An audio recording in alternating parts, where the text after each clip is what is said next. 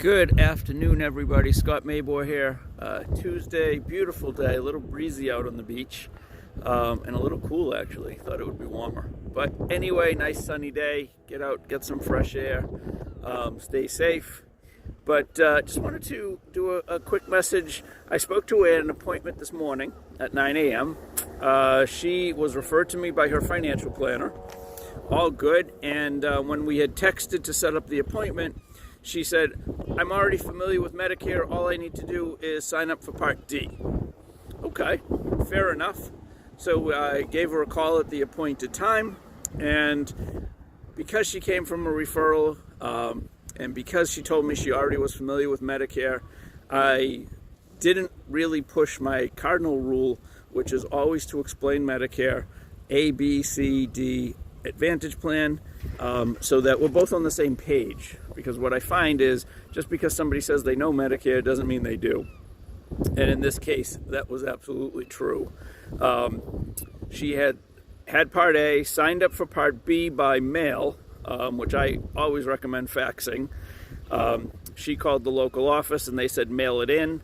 I've had very mixed results with that, and always fax it into the main number in Colorado, and it always seems to work. And I do know that sometimes when you call the main number, you get different answers than when you call the local number.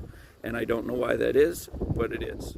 So she's applied for Part B by mail to the local office, so hopefully they process it. She sent it in last week. And then she said she's just going to sign up for Part D. And I said, okay, great, which carrier? And she said, what do you mean carrier? I said, well, Part D, as in dog, comes from an insurance company, whether it's Aetna or SilverScript or Humana or whoever. You need to sign up for somebody's plan.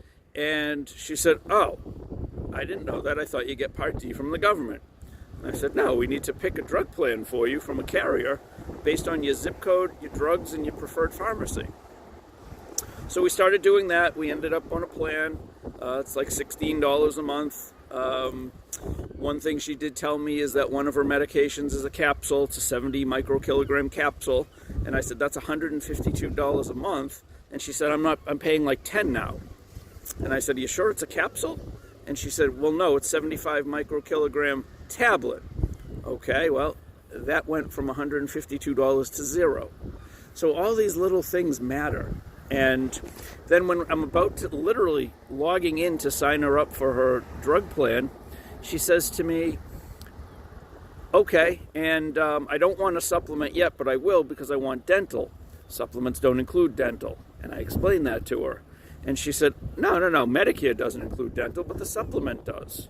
And I said, oh, Advantage plans include dental. And we went back and forth, and ultimately I said, you know something? I think we should take a step back. I think we should schedule another meeting. She told me she's a visual learner. I said, so let's do it by Zoom. But I said, I think we really need to make sure we're on the same page. I said, I'm happy to sign you up for whatever you want, if you want this drug plan that we're talking about. But one day won't matter. You don't even have your Part B yet.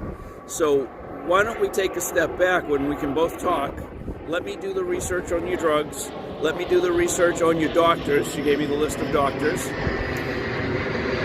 And let's take a step back and let's explain exactly what Medicare is, what Part A is, what Part B is, what a supplement is and isn't, what a drug plan is, where you get a drug plan, and what an Advantage plan is. Because when we started the conversation, she was adamant she didn't want an Advantage plan, and I said, that's fine. You don't have to take an Advantage plan. But she doesn't even know what it is. I think she's a bit confused. I think she's mixed up some of the benefits of each with one another and thought she got Part D from the government.